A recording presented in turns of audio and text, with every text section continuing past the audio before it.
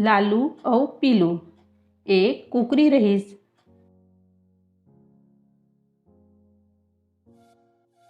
कुकरी के दो ठन चिया रहीस।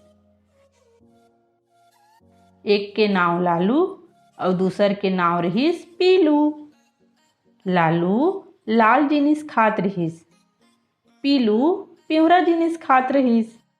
एक दिन लालू ह एक बिरवा में कुछु लाल लाल देखिस।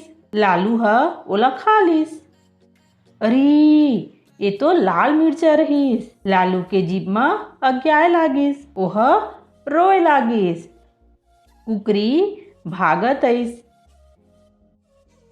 पीलू तको भागिस।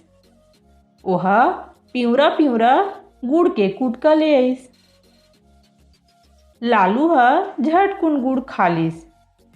ओकर मुँह के अग्याई ह मिटा गे। कुकरी ह लालू और पीलू ला पोटार लिस।